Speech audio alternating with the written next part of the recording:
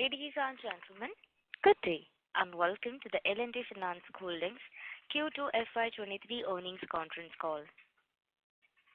As a reminder, all participant lines will be in the listen-only mode, and there will be an opportunity for you to ask questions after the presentation concludes. Should you need assistance during the conference call, please signal an operator by pressing star and then 0 on your touch-tone phone. Please note that this conference is being recorded. We have with us today Mr. Dinanath Dubhashi, Managing Director and CEO, and other members of the senior management team. Before we proceed, as a standard disclaimer, some of the statements made on today's call may be forward-looking in nature, and a note to that effect is provided in the Q2 results presentation sent out to all of you earlier. I would now like to invite Mr. Dinanath Dubhashi to share his thoughts on the company's performance and strategy of the company going forward. Thank you, and over to you, sir. Thank you. A very good morning, ladies and gentlemen, and a warm welcome to everybody who is attending this call. Very special quarter for us. We have done extremely well across all business metrics, and also well on our way of achieving the milestones which were outlined by us in our Lakshya 26 strategy. In the annual meet that we held in May 22, I had shared with you our strategic plan of Lakshya 26 and its underlying goals. Post that, the market scenario has changed considerably. In fact, if I can say even drastically, whether in the country or even globally, and events happening as we speak. We are witnessing new inflation highs in different parts of the world, tightening monetary policies, geopolitical conflicts, increasing interest rates, everything.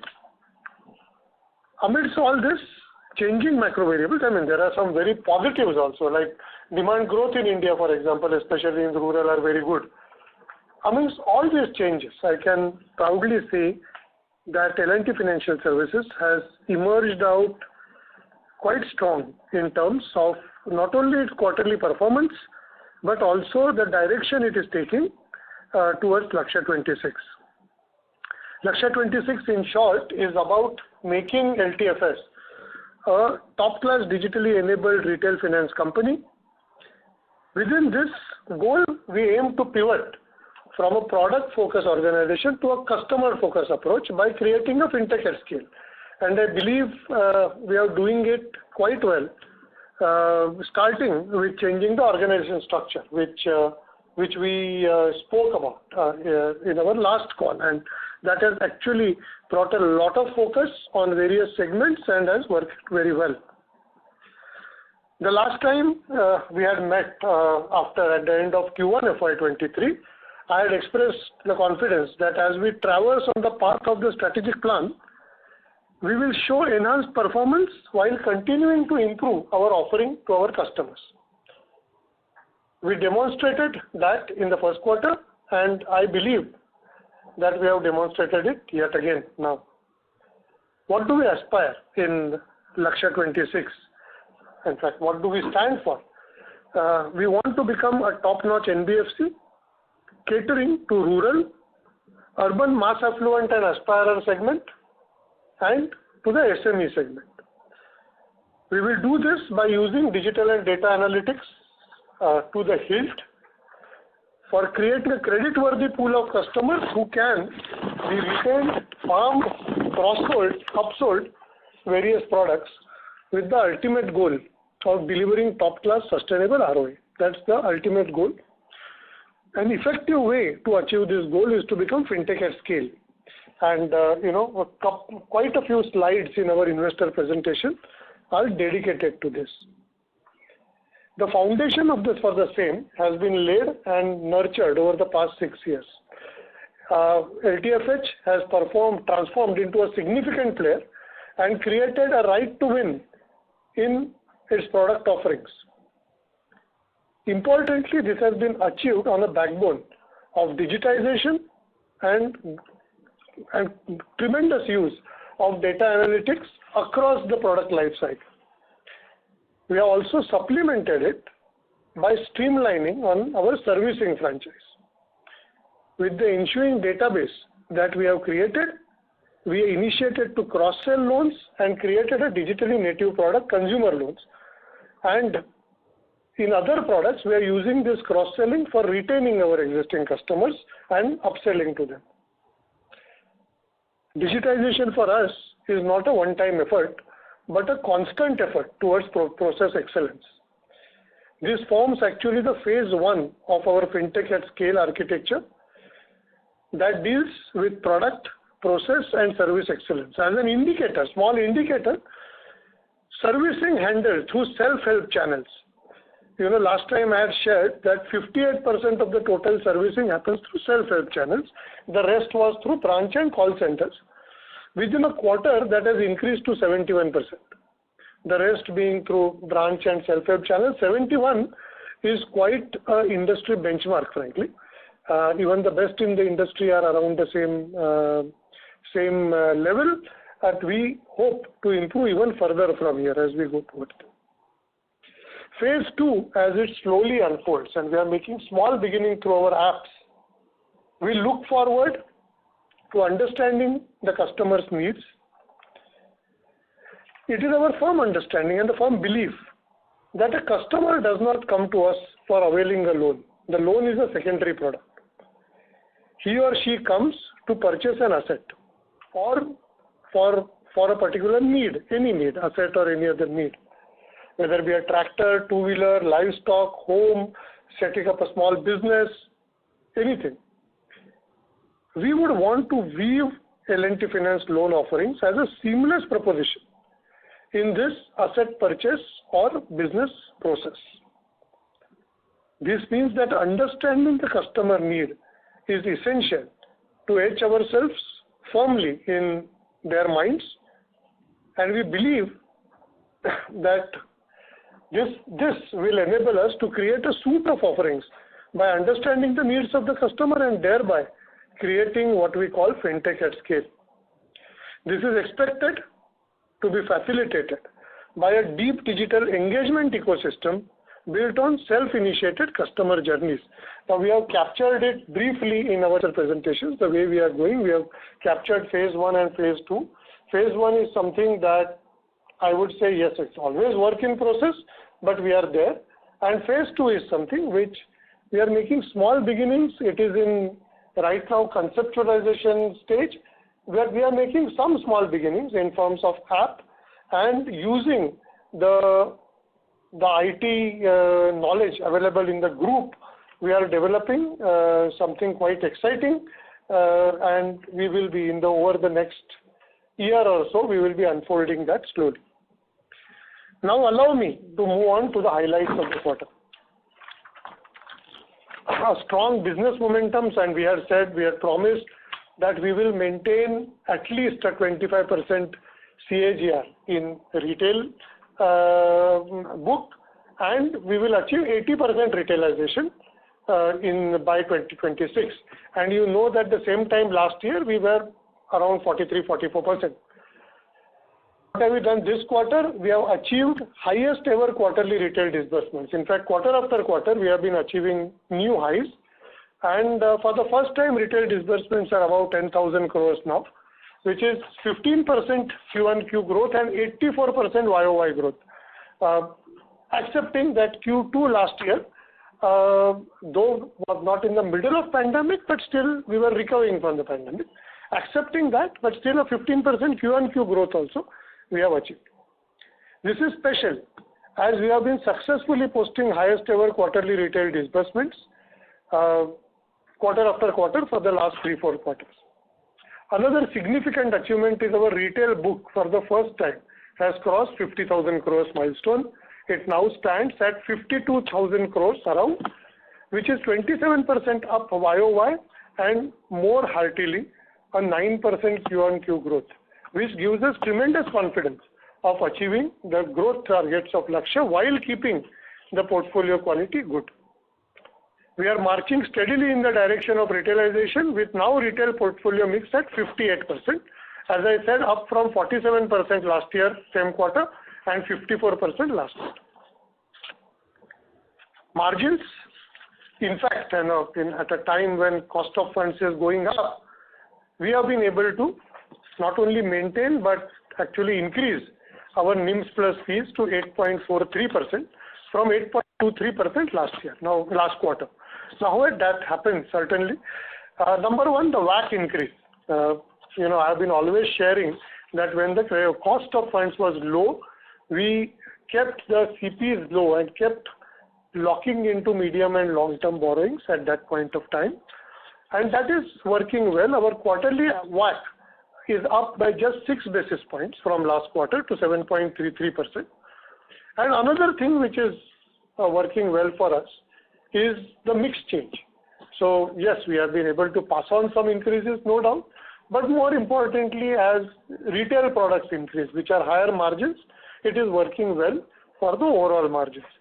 As we go ahead, interest cost will certainly increase, there is no doubt.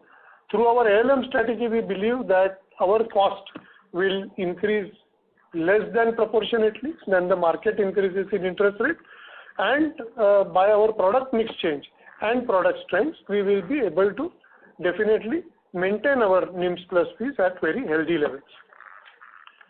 As far as asset quality is concerned, GS3 remains just around 4%. It is reduced slightly from Q2 and quite substantially from reduced from Q1 and quite substantially from last year. NS3 now stands at 1.85%, and I would like to point out that our retail NS3 now is once again below 1% at 0.88%. So that's where we are moving. As you know, our Lakshya goal is below 1% NS3 total, and by 2026, most of the book will be retail anyway. And this retail NS3 being at 0.88% works extremely well for us. Now, last time I had indicated that by Q2 end, the impact of OTR will be largely over for us. So now, just mathematics, just dates, other than housing, which is a secured product, all other products where OTR was, the moratorium was 6 months. So 6 months after billing, or actually 3 months after the billing starts, everything either would be collected or will become NPA. That has happened in Q2. Accounts are largely either collected fully and closed or collected partly, and the customers are paying now well, or they have become NPAs and have fully provided or written off. So for us, I can confidently state that the impact of OTR on P&L now is largely over. Accounts which have moved to 90 plus buckets, fully provided for. We have used about 422 crores from our management overlays to provide for this, that is all. But more importantly, as an indicator to show that we believe that it is over, from our P&L we have created 64 crores of management overlays once again.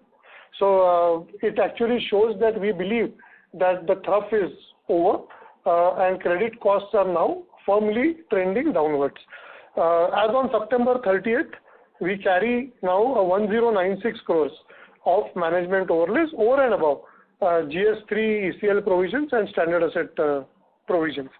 With the planned growth in retail portfolio as a part of Lakshya 26, we believe that we, as you know, you remember that before COVID, we had this strategy of slowly creating and building good management overlays. We will continue with that as we go ahead. So big message here, large effect of Lakshya 20 of OTR is over, and what you will see from next time onwards is a more steady state credit cost sort of trending downwards. Last update before I get into the details will be on mutual fund divestment.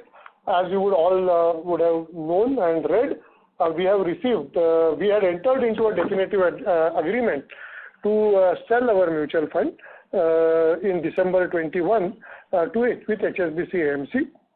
SEBI has recently given a NOC for the proposed change in control of L&T Investment Management and the merger of schemes. With this, we are on track of closing the transaction in Q3 FY23 itself. As I have always said, capital gains received from the deal will be primarily used for strengthening the balance sheet. With all this, with excellent growth, with NIMs plus fees at very healthy and increasing level, credit costs reducing. PAT for the quarter at 406 crores is up a healthy 81% YOY. A more satisfying number for me is retail, which is the future of the company. The ROEs now are again close to touching 14% and on the way upwards, hopefully. With this, now we will deep dive into the numbers and try and give some color to it.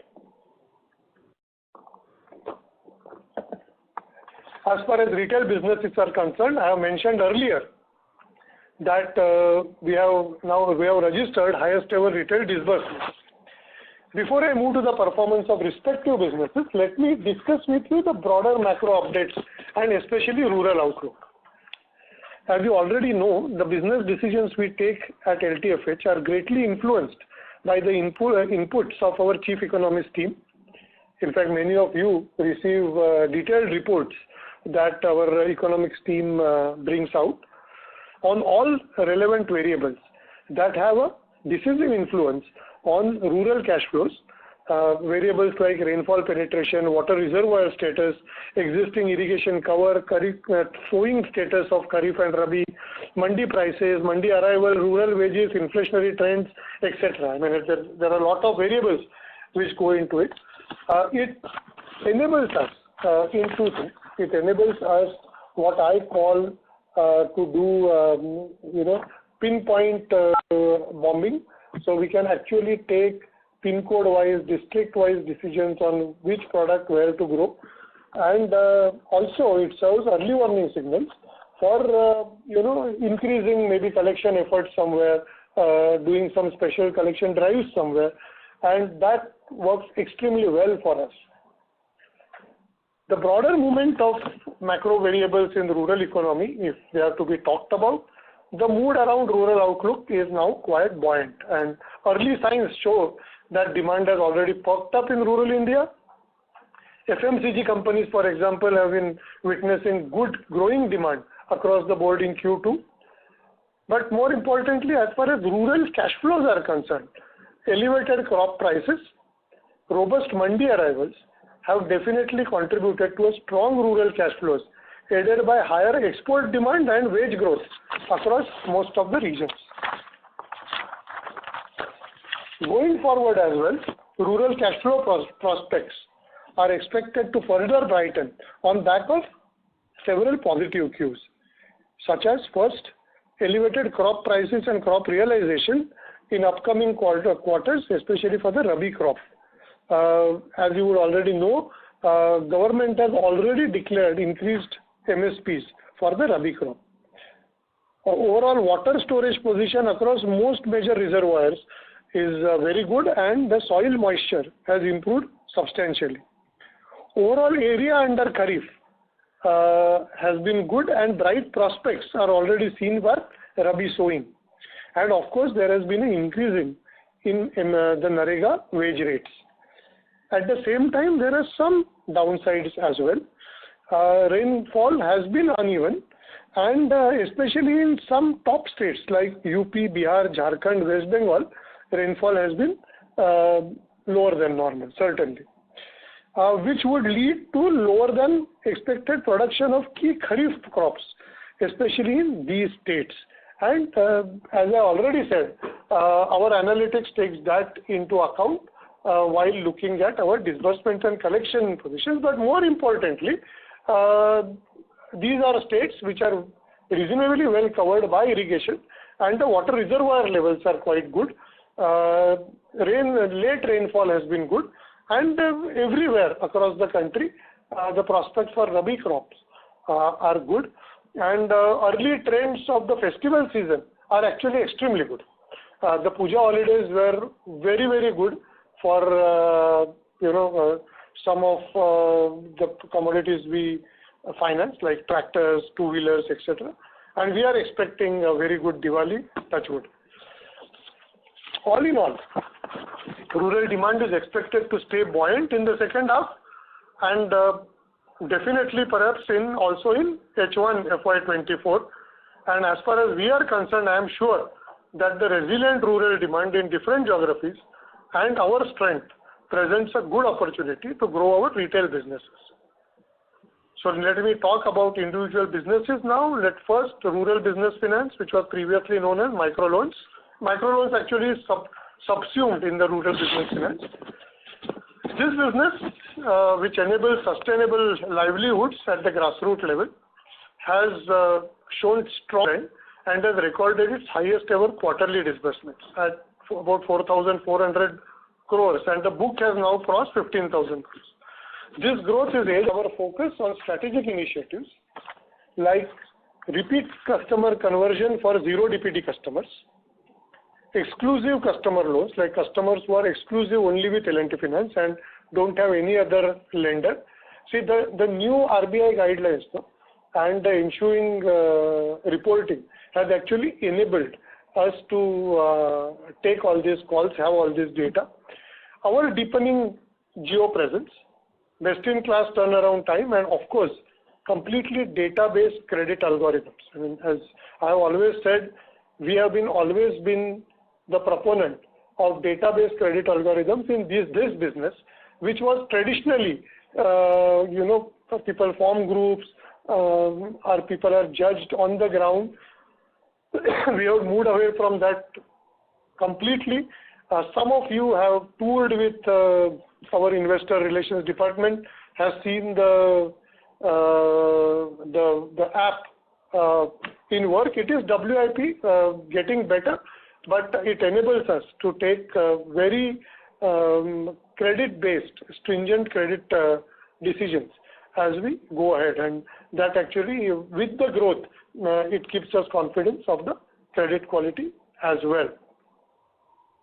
As according to the new RBI guidelines, we have started the digital app which measures income, and the early indications are that just about 1/6 or so of the loans are actually qualify as microfinance, being the family income being less than 3 lakhs, which means that around 85% of our loans or disbursement go to comparatively higher income groups, where lending can happen using very advanced credit metrics, and most importantly opens up tremendous opportunity for cross-selling, more product selling at excellent credit cost. As we go ahead, we will use that, also launch new products and sustain the momentum in this business as we go ahead. As far as farmer finance is concerned, which admittedly right now remains as tractors and tractor implements finance, and we are slightly late in launching our other agri inputs loans for various reasons. Let me not get into that right now. We have a well-diversified footprint in farmer finance with a vintage of now more than 17 years, and we are among the leading financiers in this segment. With more than 200 branches across 21 states, we disbursed little more than 1,300 crores in this quarter, which was 14% higher YOY. And the strategy remains the same, focusing on preferred OEM dealer strategy, enhanced customer service, and improved customer retention. And of course, dominating counter share. So as I have always said, market share, we believe, is a derivative. We don't aim for a market share. We choose dealers and aim for counter shares, and based on data analytics, and that moves to this market share. We disbursed for customer retention, we have actually in this quarter disbursed more than 7,500 units for repeat customers during the quarter, and almost 97% of our total business was now done through our digital sourcing mode with best-in-class TAT of course less than a day. That's rural. As far as urban finance is concerned, if we take all products together, that is two-wheeler, consumer loans, home loans, LAP, we saw a 80% YOY growth in disbursements, resulting in a close to 30% increase in this book. Talking about two-wheelers, we have done our highest ever quarterly disbursements of 1,700 crores, up 38% YOY. Market share has increased to about 12% against 11% last quarter, and two products of our, which are very good products, are actually taking increasing share of our disbursement, what we call Sabse Khas loans, and second is what we call VIP loans. So Sabse Khas loans is what we target towards cash customers. As you would know, two-wheelers is one vehicle segment where the finance penetration is little above 50%. Most other vehicle segments, it is above 80, 85, 90% also. Two-wheeler is about 50%, and as you would also remember, just about 4 years back, it was in the 30s. So various players, I think we have been one of the pioneers, have launched products for converting cash customers to loan customers. Sabse Khas loans is one of them. VIP loan is ability to, customers who are higher category of credit, which have proper income proofs, giving them loan at a better LTV and with much better cabin. Very simple. Even just the bounce rates of this customer is less than 1/3 of normal customer. So these two products have worked well, and along with deepening geography, it is helping our growth rate. We will continue to maintain strong focus on customer value and building preferred dealer OEM relationships, and very clearly use this to continue to increase our volumes in two-wheeler segment and maintain our position among the top 3, 4 all the time. We have continued, as far as consumer loans is concerned, we have continued to grow this, which is our first digital native product. And you have seen the growth of this product. We have now achieved a monthly run rate of 400 plus crores during this quarter, with total disbursements of around 1300 crores. We have increased our customer funnel. You would remember that this product was primarily cross-selling to our existing customers. Now, out of the new disbursements, just about 50% comes from existing customers and loyalty.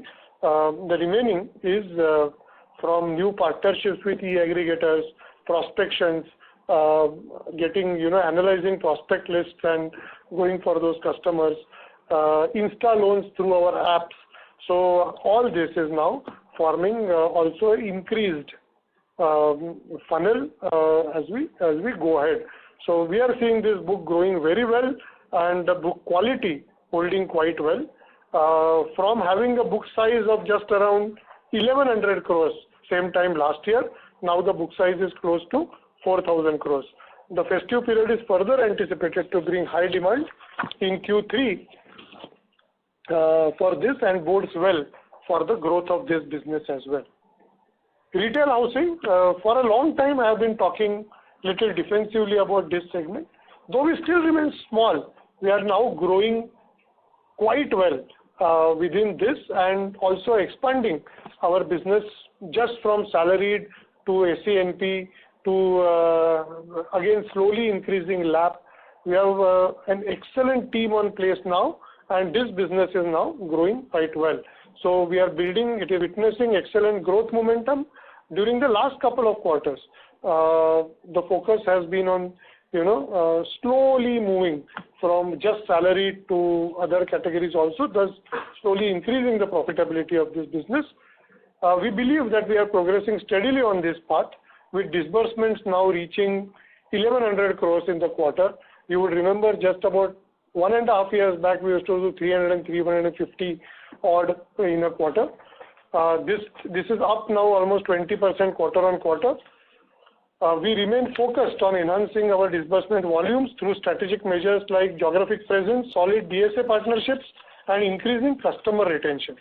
I am sure that with the current focus on increasing disbursements and improving asset quality, this business will grow bigger with time.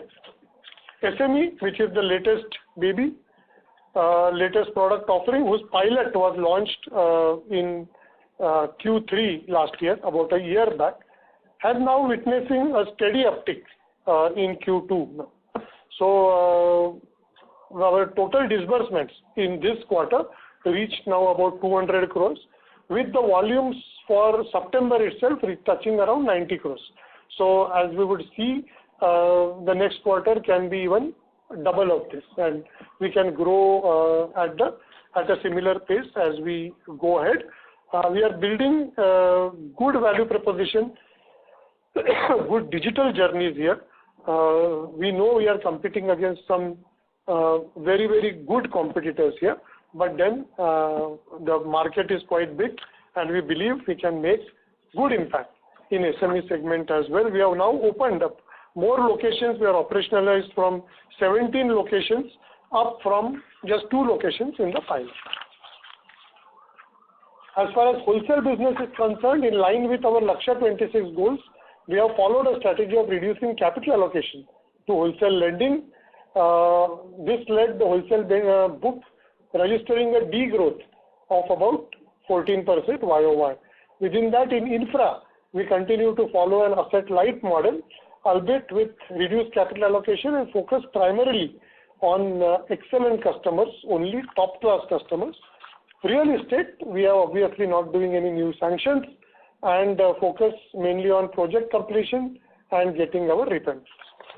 So after, I believe, I know it is a little long, but I thought I should give you color not only on the numbers, which you can read from the presentation, but how we are achieving. As far as retail collections is concerned, we have witnessed best-in-class collections in Q2 FY23 across retail businesses, led by companies' concerted efforts, field efforts, analytics-led prioritization, and use of propensity-based data analytics to channelize our resources. Overall collections are up, and collection efficiencies across businesses have trended extremely well and are back to pre-pandemic level, and we are now giving all those charts in our presentation. Even in our wholesale businesses, collections are as per plan, and the wholesale entire book has reduced by close to 6,000 crore YOY. Higher real estate collections were registered during the quarter on account of increase in project resolutions, and we got something like 850 crores as principal repayments and prepayments in the real estate segment.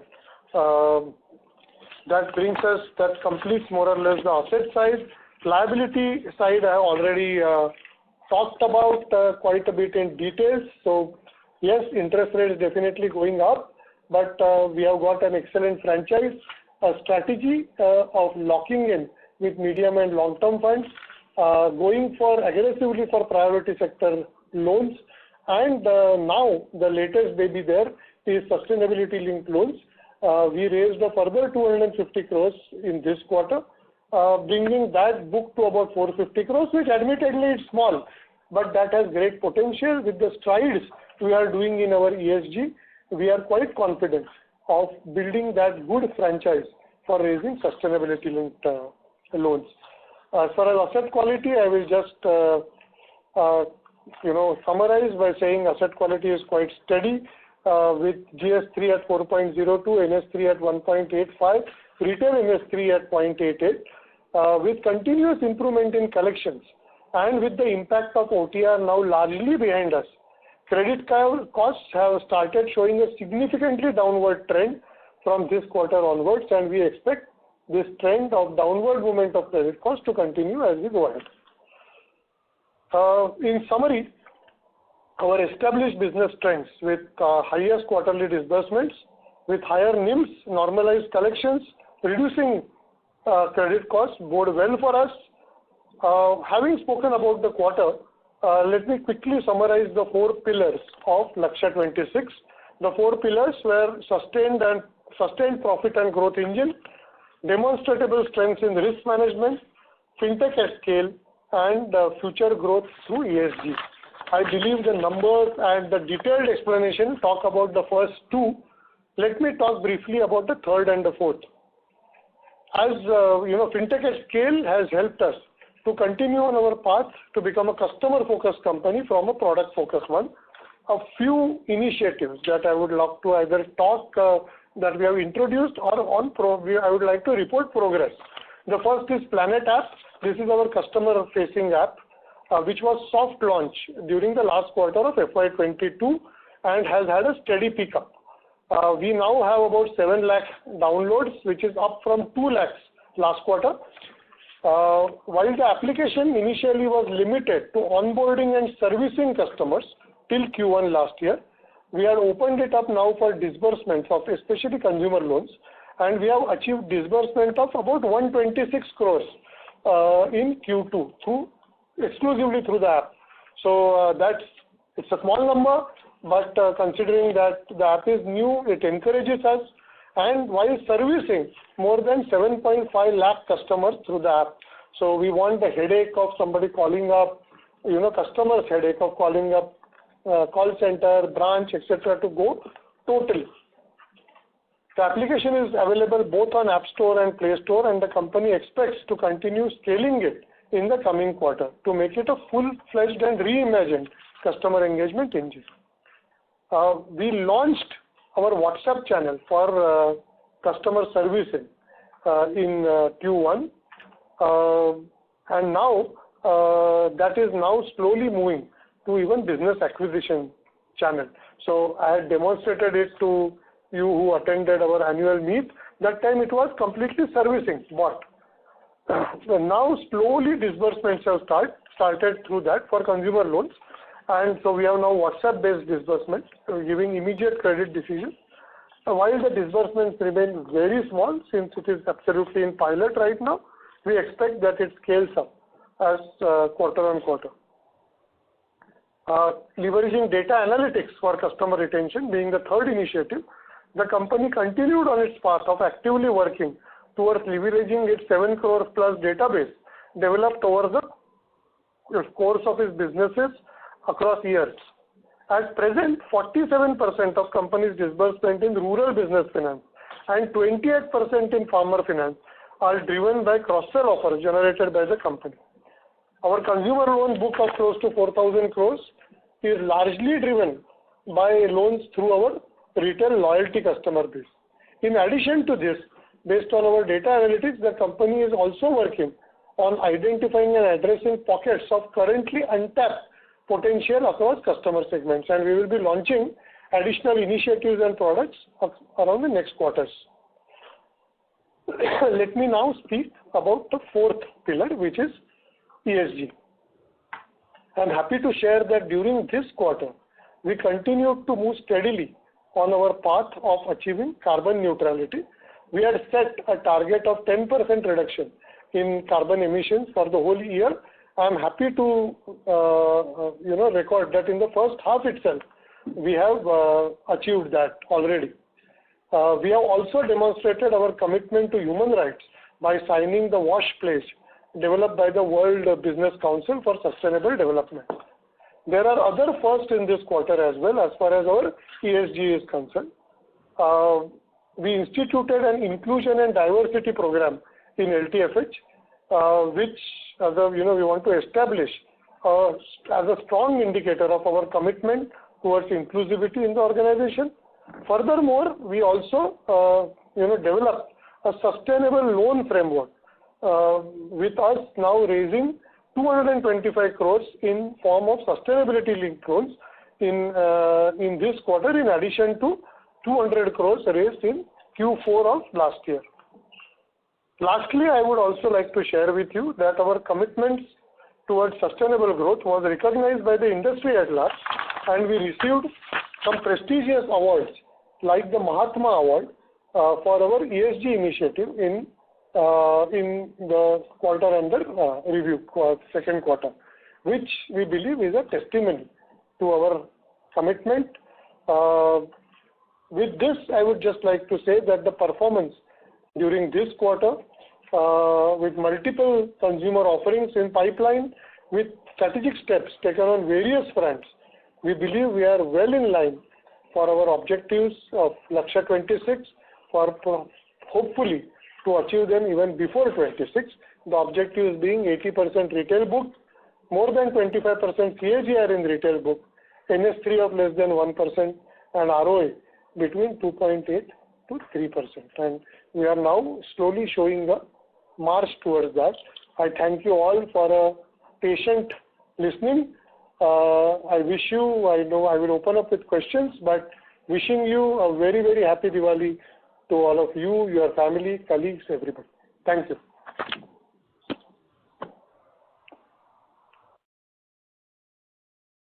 Thank you very much. We will now begin the question and answer session. Anyone who wishes to ask a question may press star and 1 on the touchtone telephone. If you wish to remove yourself from the question queue, you may press star and 2. Participants are requested to use handsets while asking a question. Ladies and gentlemen, we will wait for a moment while the question queue assembles.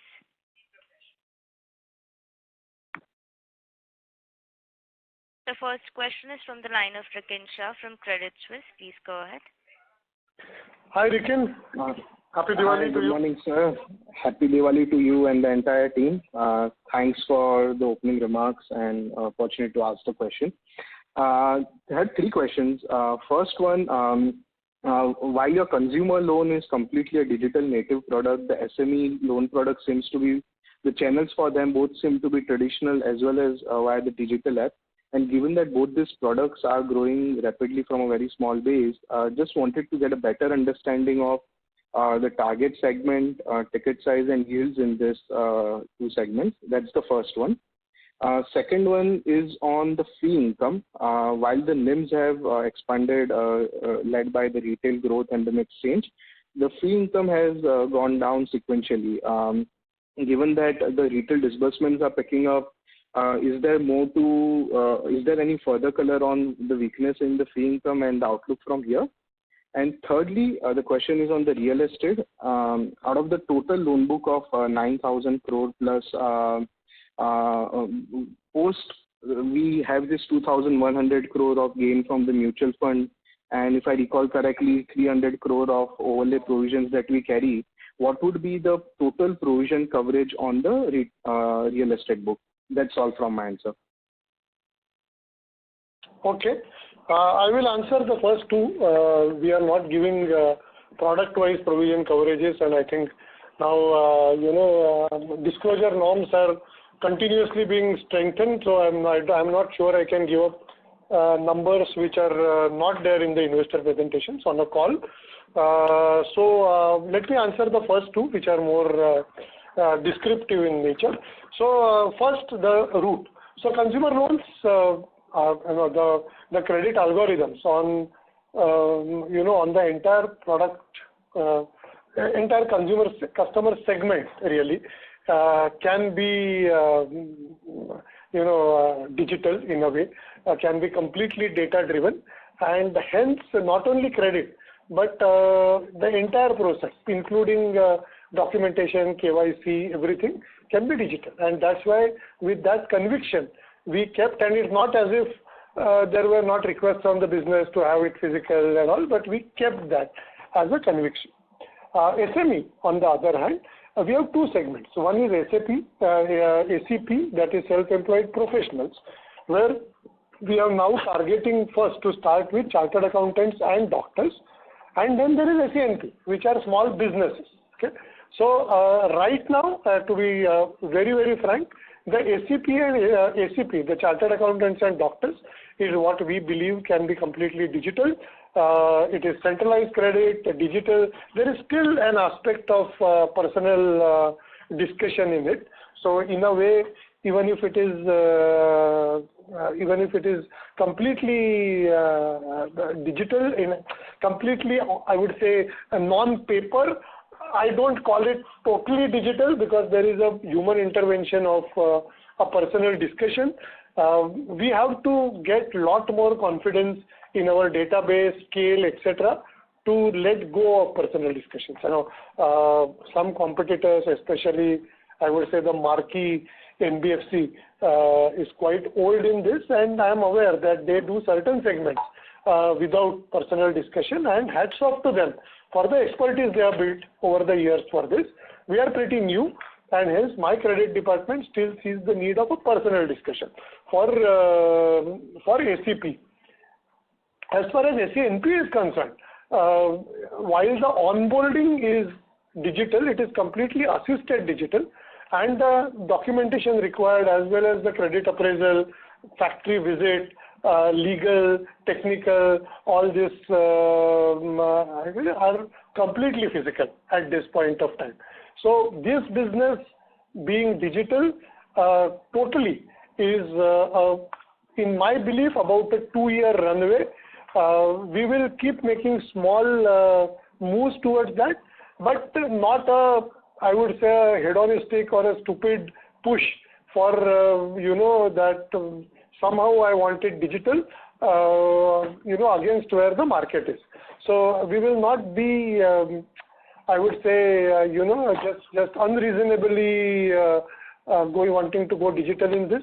The market is still quite physical in this. One by one items we are getting, as far as digital is concerned. Like, for example, if the customer shares particular codes with us, we can access his,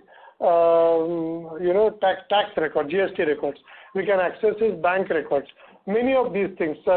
If, even if his financial statements are physical, there are softwares, as you know very well, to convert it to digital and analyze.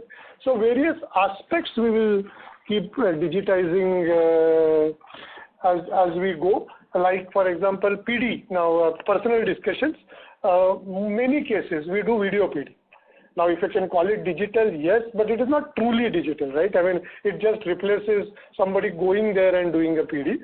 So it is more better for TAT, but it's still a PD. Yeah? I can call it, for just for claiming digital, I can say digital, but it's not truly digital.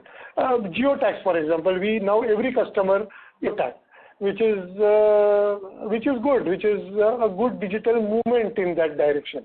But to answer you frankly, for SME, SCNP SME especially, to move to totally digital, I see for us, and I don't want to speak for the industry, it's a 2-year period.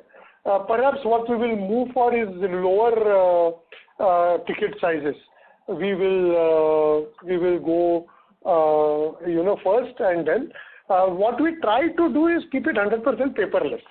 That scanned at the DSA and we process. So no paper flows in the company. That's what we try to do. To answer your ticket size answer, the average ticket size for consumer loans is around consumer loans 2 lakhs, something like 1.4 lakhs for consumer loans, and for SME it is around 25 lakhs.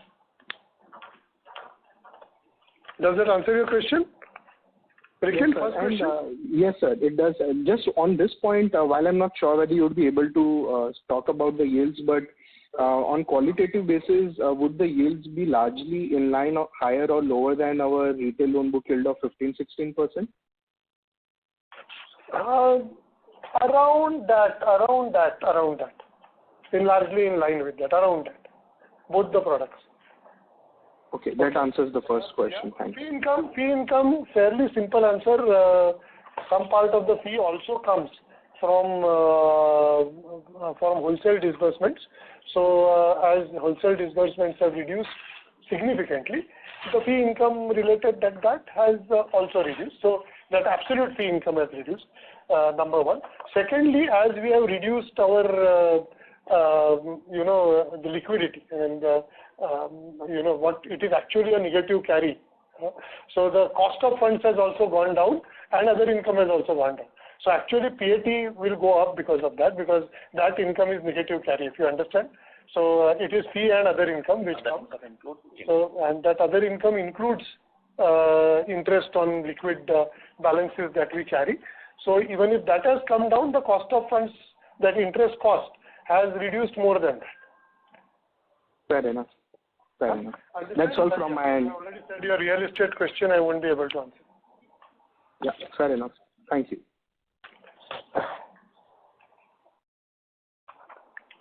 Next question, please. Thank you. The next question is from the line of Kunal Shah from ICICI Securities. Please go ahead. Yeah. Hi, sir. Happy Diwali. Happy Diwali, Kunal. Yeah. Firstly, in terms of the cost, okay, when we are rolling out the retail products and launching new products, if you can just explain in terms of the cost of acquisition, how we are faring compared to that of the other players, and how would we ensure the retention? Okay, because maybe you might acquire the customers, but most of these segments are very competitive, and then we tend to lose it out to say some of the other banks and NBFCs as well. So how do we try to balance both in terms of the cost of acquisition, retention, and where do we see the overall OpEx to assets with the scaled up retail product? Yeah. Excellent question. Excellent question. I will answer this two ways. One is cost of OpEx, and second is acquisition cost specifically. Right? So overall OpEx. So if you see overall OpEx, yes, it is higher than what it used to be maybe 2 years back. Right now, very, very important thing is the investments that we are doing in new branches, in digital and growing. And in our calculation, close to around 4% of cost to income is investment. Okay, and the rest is steady state cost. This will continue even perhaps large part of next year as we grow branches, as we put more people in growing, especially SME and home loans. So SME and home loans right now are in growth phase. So naturally, every product won't be at nice steady state, making a lot of money for the company. This is how every company will have to grow. That there are cash cows and then there are stars, which will be hopefully tomorrow's cash cows. So investment is going into these products. A lot of investment is going into IT, digital. Our commitment is by 26. Majority of our products should be IT enabled. I think, if I'm not mistaken, you traveled with our team everywhere, and you saw some of the apps that are working, and that will continue, Kunal. That will continue as we go ahead. So we are not too worried about the overall costs now. This we believe will bring more than it's said in terms of income as we go ahead.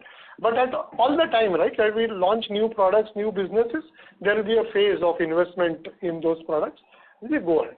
So most of the branches that these new businesses happen at the same locations, no doubt, but it will also mean investment in people. Then the branches will not be enough. Then you have seen some of the microfinance branches. Obviously, you can't do home loans from there. So those kind of investments will happen. So we are in that phase right now. Overall, the plan for the next 3 years shows operating costs trending well as we more and more products get into more mature stage. So that is number one. Number two is acquisition. Generally speaking, we keep our acquisition cost within the range of the processing fee that we earn from the customer. So we try to see that doesn't become negative. Now, why are we saying try to see? Is there will be various periods, various seasons where we will invest there, that we will maybe reduce the processing fee a little bit, so we will be a little bit negative there, or in new products that we launch, like in home loans, SMEs. Maybe initially we have to part a little bit more for DSAs, and as more and more these products we move, two things will happen. As volumes grows, those fees will come down, number one.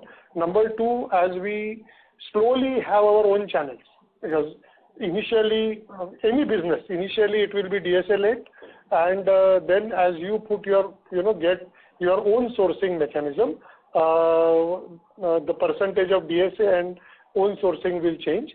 And last but not the least, when cross-selling and top-up kicks in, this third item, proximity-based selling, that cross-selling, top-up, etc., will also come. Now, every product moves in this direction, where the DSA portion or, even though two-wheeler or the tractor doesn't have a DSA, they have a dealers, right? So only microloans actually is a business where we don't have to pass on a acquisition cost. But in all other businesses, we have to pass on an acquisition cost. So it works on these three principles. First, try and keep the acquisition cost lower than processing fee, and use your speed, your servicing to make sure that the customer sees value in paying that processing fee. So that is number one. But acknowledging that in certain new products that won't be possible, but that also consider it as an investment, and then as we go ahead, reduce that, pass on, and also increase the percentage of own sourcing, and then lastly increase the percentage of cross-sell and upsell, top-ups. So that is how the business will grow and keep getting more and more profitable. Does that answer your question? Yeah, and if we have to put out a number in terms of OPEX to assets, particularly on the retail side, so where do you see it eventually? Maybe currently it's around about 4.4 and it's been in that range. But maybe DSAs also there is a lot of competitive pressure, even dealer payouts, and we are still at the lower end. So do we see that this might inch up closer towards 5 or 4.75 or so as we try to scale up? No. I mean, going up is out of question. No. So this is also perhaps more because of our SME and housing. So two things will happen in the next 2-3 quarters. As volumes of SME and housing increase, that portion will move up. And with microloans, farm increasing, it will move down. So the weighted average actually, I see remaining steady for the next, let's say, 4 quarters because of this. And as then these other 2 products also, it will start trending down from there. Sure. And secondly, in terms of core NIMs, so even though maybe we are highlighting that it's largely because of retail, but if we look at the core NIMs in retail, that's been down. Maybe when we look at it, it's including the fee income, it's down almost like say 24 odd basis points. And wholesale is something maybe wherein NIMs plus fee has actually gone up by 17 basis points. So how much do we see it sustainable? Because see, when we look at it on the retail, there is hardly like 10 bips kind of an improvement in margins, and most of it are also fixed rate products, so there wouldn't have been entire repricing, and there is benefit of a deployment of liquidity as well. So where do we see this NIMs plus fee sustaining? Okay, Kunal, frankly, if you are commenting at 10 basis points, 15 basis points, I won't be able to give you answer. Because every quarter it can certainly move 10-15 basis points. I mean, it will depend so much on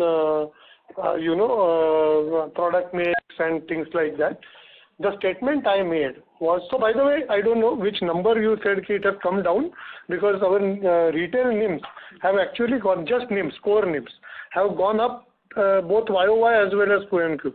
At least the numbers that I see, from 9.85 to 9.95. It is. No, I was referring to NIM plus fee, so that is still down from 11.57 to 11.3. We have been conservative in recognizing some cross-selling income at this point of time. Some developments in the industry regarding insurance companies, etc. We have been very conservative in recognizing that. I will be able to say only that. But NIMs, for example, 10-15 basis points here and there every quarter, I may not be able to comment on. What we believe is 2-3 things will work, right? That microloans growing well, so which is a high NIM product. SME and consumer loans should grow up from now. So and then home loans growing, but yes, hopefully the higher NIM products are growing more. That is the first aspect of that. Credit cost, not credit cost, the interest cost, yes, increasing, but not increasing like, the 50 basis points of repo rate, etc., increasing less than that. And most importantly, even the fixed rate products, most of our fixed rate products are 2 years loans. So with a duration of just above 1 year. So they also cycle down quickly, right? So the only thing which we will have to consider is competition. That whether competition will allow us to pass on in each of every product, or whether we choose to pass on or keep interest rates same and grow volumes. Those calls will be taken strategically. So frankly, with the NIMs that we have, the strong NIMs, 9.5%, for example.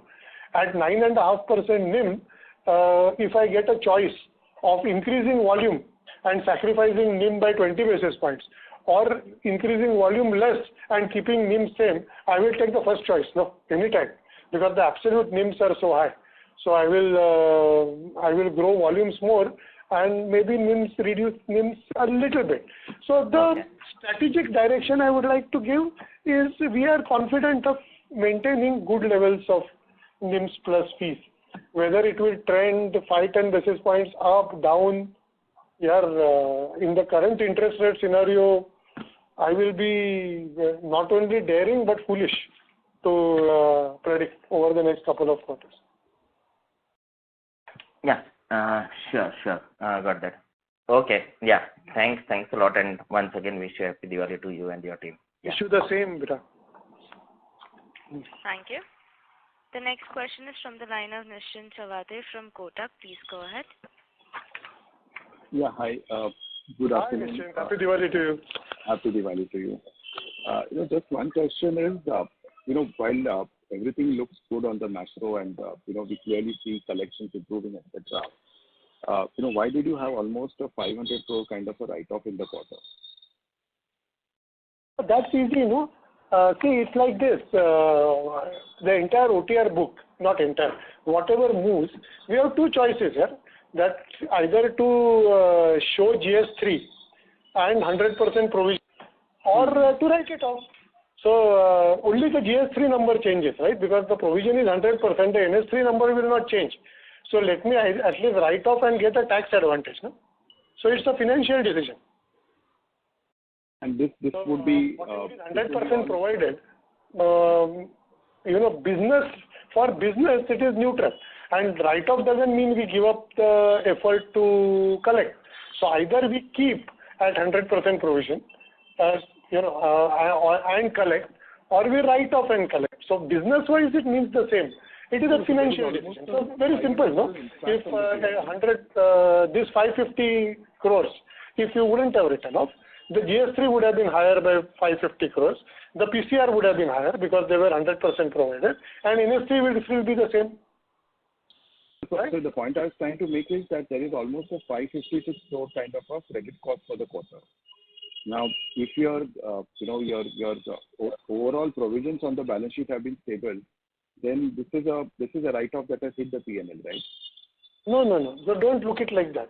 The overall credit cost actually, without taking, let's just take a step back and gross up this 422 crores that we took from the overlays, right?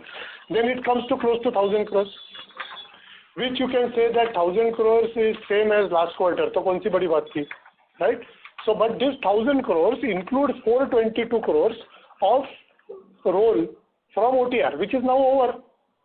So it is not going to come next quarter. You understand? So without OTR flow, this 1,000 crores will be around 550 crores, around 570 crores. And this OTR flow is not going to be there for next quarter. It's over because everything has flown now simply by dates. 90 plus ho gaya. Everything meaning whatever had to be flown and finished. So that is the way to look at this. So whichever way, this pocket, that pocket, the way is very simple. 550 crores is credit cost this quarter, which is only going to trend down going ahead. That's the conclusion. So this is basically one-time OTR thing, which is exactly. That's what we have said. Committed. And what would have been the standard asset ECL on balance sheet? ECL. Yeah. That is stage 1, stage 2 total plus OTR. Right. They're given that number, no? They're given that number in the presentation. Okay. Because somewhere I read that it is only in addition to ECL. Concall is 2.1%. For retail, it is 2.4%. Stage 1 plus stage 2 plus OTR. Standard asset. Got it. Sure. Yeah. Thanks. That was my question. Thank you. Yeah, thanks, Nishit, and happy Diwali again. Yes, same to you. Thanks. Thank you. The next question is from the line of Abhijit Tibrewal from Motilal Oswal. Please go ahead. Hi, Abhijit. Happy Diwali to you. Hi, sir. Happy Diwali and good afternoon. Sir, I joined the call a little late, so in case it's a repetition, please do let me know. I can look up the transcript. No problem. Sir, the first question is around these capital gains that you are expecting from the sale of your AMC business. Wanted to understand, though we have given brief commentary in the presentation, wanted to understand what proportion, firstly, what is the capital gains that you are expecting from this transaction? And what proportion out of this will be utilized for macroprudential provisions? And, will the remaining be kind of kept on the balance sheet for growth capital? Okay. That's the first thing I wanted to understand. Approximate capital gains, the pricing we have already told how much it is. The total is about, we have sold it for 425 million and plus cash, and the surplus cash should be another 100 million around that area. Now it depends on many things. We were initially expecting the transaction to close in October end, so we had taken a cover up to that. We are now revising the cover. So what will be the rate of cover? Exactly when will be the date? Rupee dollar. So at least the rupee dollar is depreciating. So at least we are happy. I don't know what happens to the rest of the world, but we will finalize the first of all amount. This is the consideration in dollars. The exact amount in rupees, I'll be happy if somebody can predict the dollar rupee rate. Especially because we have to renew the cover at the end of this month. Otherwise, I would have told you the exact rate at what we have covered and all those things. So that's that. And the exact proportion of that, what I will use for various, if I had to disclose it now, I would have disclosed it in the presentation. No? So very clearly, it is something that we will, the board will take a decision once the eggs hatch, and then we will immediately communicate. Got it. So the second question that I had. Primarily, it will be used for strengthening the balance sheet. Okay, all right. Got it. So the second question that I had was that multiple times during the opening remarks and when few of the participants earlier asked, we have emphasized that the pain from the at least the unsecured OTR book is now behind. When we kind of look at, your ROA tree, I think, the biggest line item which kind of keeps moving or is the most volatile is credit costs. So given that you also suggested in the last to the last participant that credit costs will now start to moderate, what could be a steady state kind of a credit cost for the kind of franchise that we have now from, let's say, in the next year onwards? 3.5% for this quarter. We expect it to start coming down and go below 3% hopefully by the end of this year itself, or around 3%. Maybe not below, but close to 3% by the end of this year. And then from next fiscal year onwards should be more in the range of 2.5% for the full year? Let's hope. The business has the capacity of reducing it further. Let's hope. Got it. So my last question is, that while we guide under the Lakshya plan that we would endeavor or target a 30% kind of a loan CAGR in retail, can you also help us think through how should we look at the wholesale book? Because time and again there have been various media articles, and we have also kind of suggested in some earnings calls that we plan to do something on the real estate business and the infrastructure segment. So how should we think about what are you trying to do in these two particular wholesale segments, real estate and infrastructure? Okay. Real estate segment, very clearly, we have stopped doing any new sanctions.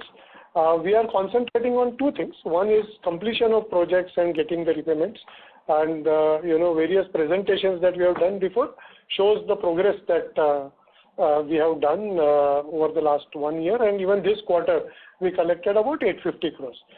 Simultaneously, we are also looking at various partners who can come with us with a priority structure for getting into for new projects, because even though we are not doing any new sanctions, for completion of projects we have to put out money, right?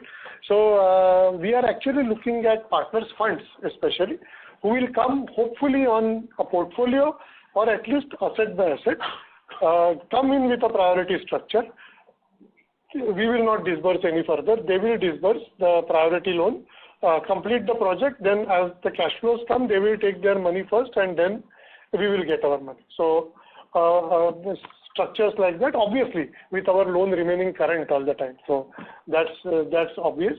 And so that's the structure we are looking at in real estate, and that we have been very, very clear.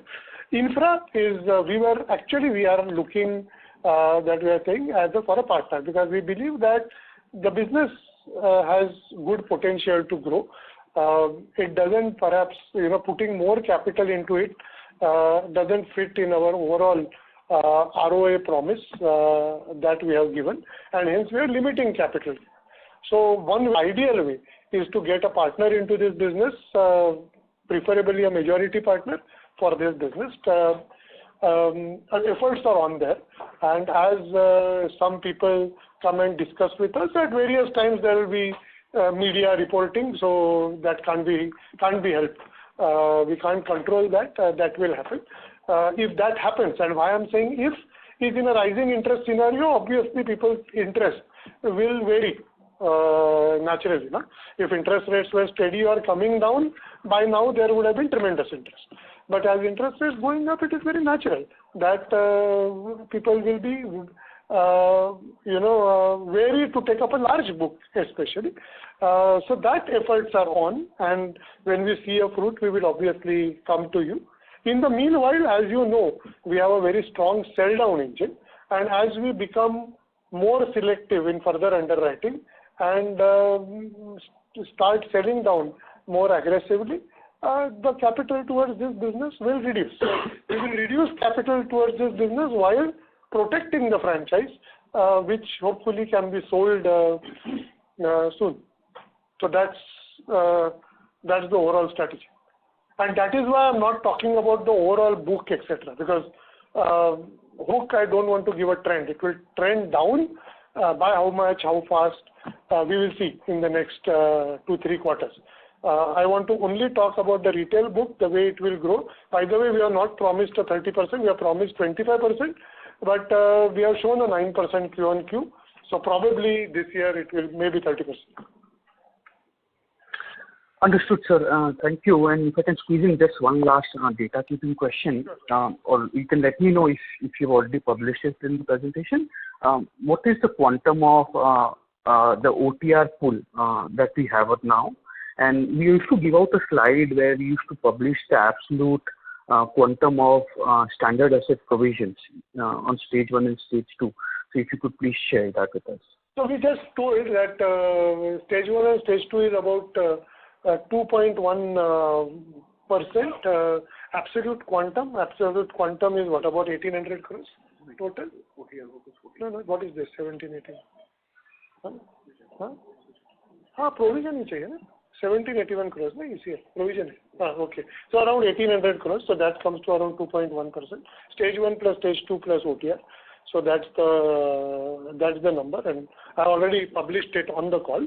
That is number one. Number two, largely the OTR remaining now is housing. That's about it. Total housing, around 650 crores odd of housing. That's the largely one remaining. Large part of it will open up actually next year, and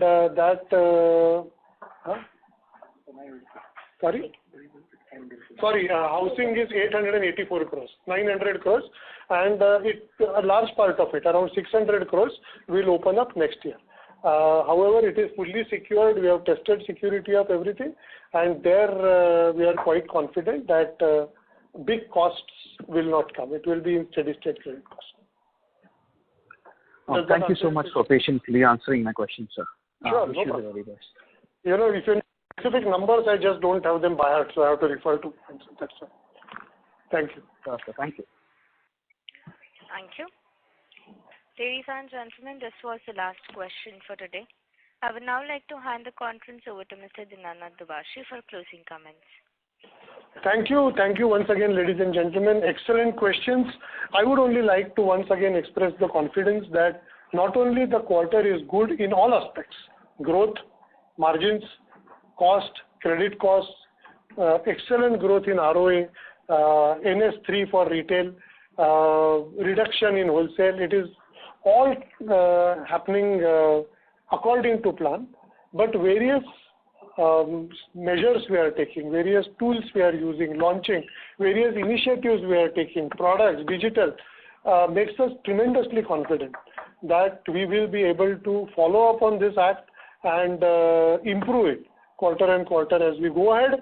And the Lakshya 26 objectives, I am beginning to get confident that we will be able to actually prepone achievement of these objectives as we go ahead. So on that note, thank you for being patient. Thank you for your continuous support. We will of course be available for any investor meets, etc., that you guys arrange. My IR will be available, myself will be available as we go ahead. And before we end, wish you all a very, very happy Diwali. This Diwali is perhaps the first Diwali which comes without any shadow of the pandemic. So wish you all a very happy, healthy Diwali. God bless all of you. Thank you. Thank you. On behalf of L&T Finance Holdings, that concludes this conference. Thank you for joining us, and you may now disconnect your line.